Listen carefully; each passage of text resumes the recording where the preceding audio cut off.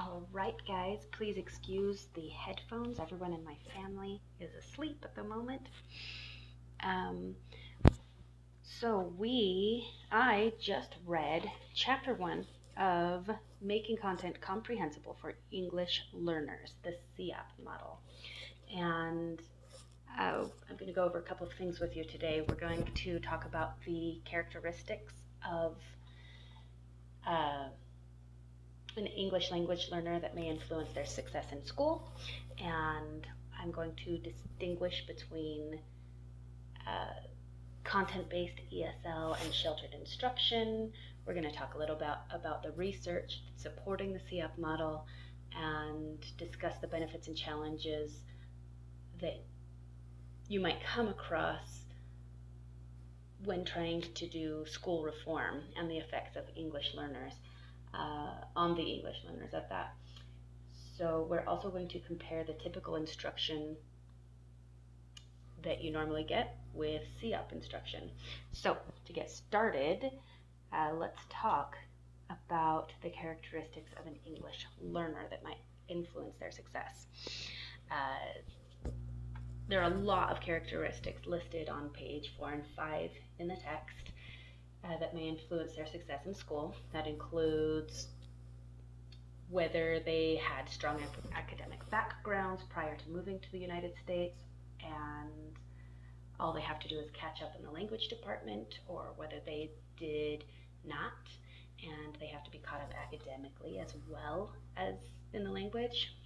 Other factors that contribute are things like whether they were ever exposed to English before they came here, or how proficient they were at that. Whether they were literate in their original language can make a huge difference, especially if it's already a language that uses Roman characters, then they're more easily able to sound things out, and it changes the types of assignments that you can give them. Whether they were on grade level in their home country,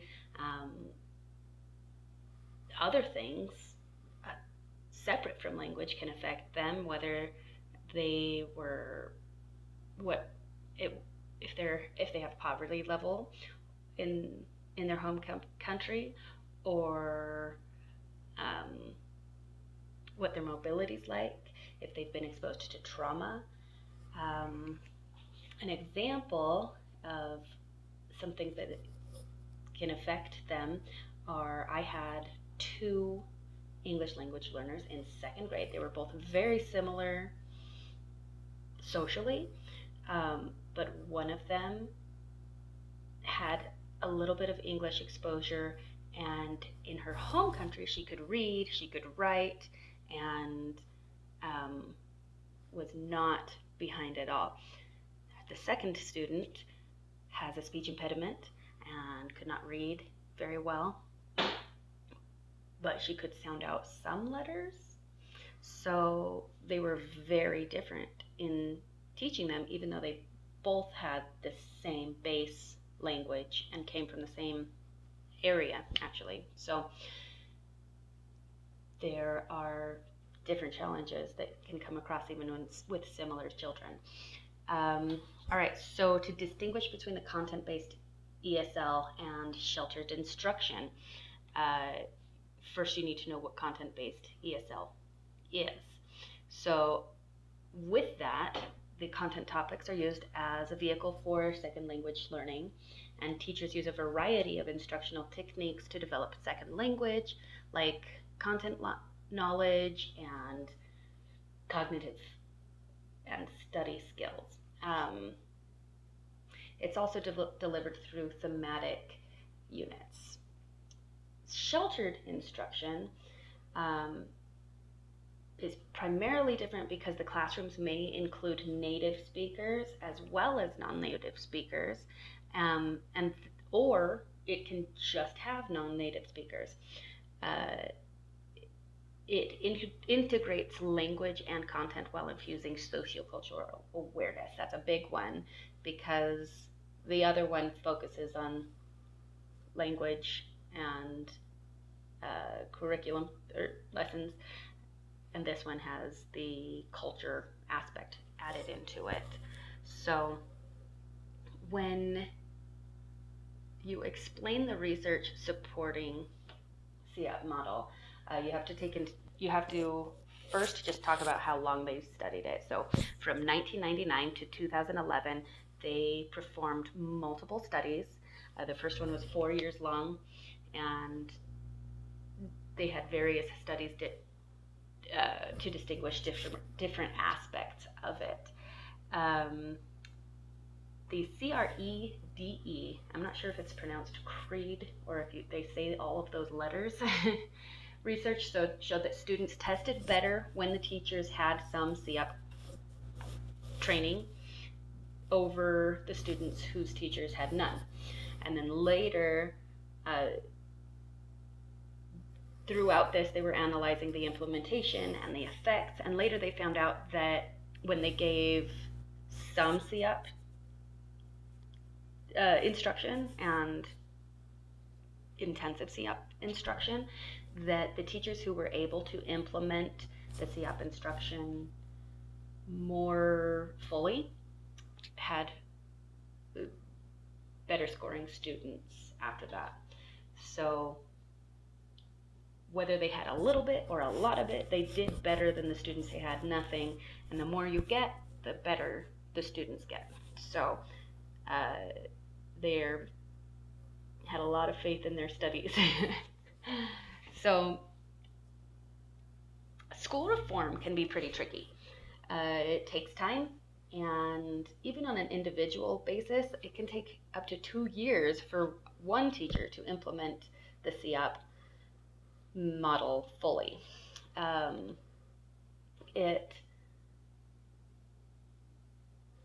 Another downfall of it is that it can neglect the native language development and focus on standardized testing scores, which when you look at the school, you can say, oh, wow, they're doing really great. But then if you look at the student on an individual level, they might not be as successful in their native country or even in their family that they might have been had you continue to focus on that native language development. However, even with those downfalls, this CEOP model is a key to improving academic success. It does put an emphasis on college readiness. So the more exposure that you have to this, the more ready you are for college. And it was the most successful model studied. So even with its downfalls, you've got a reason to continue with it at this point. So comparing the CEOP instruction with typical instruction is, in my opinion, it's not that different from a good teacher already, because there's just some key little differences. So with typical instruction, you create the content, and with CEOP, you also include the language objectives in that content. But with a typical instruction, you look at the social and the academic achievement when you're getting a new student. With the CEOP model, you also include some cultural background research that you might not typically do. With typical instruction, you use different techniques, primarily based on their age and their grade. But with the CEOP model, you want to make sure you use multimodal techniques geared toward language, but also integrating their culture. So cultural and language differences between the typical teaching and the CEOP model. So that is the main ideas that that we went over in this chapter. I hope that helped you out if you're studying this course, and comment below if you have any questions, and I'll talk to you later. Bye.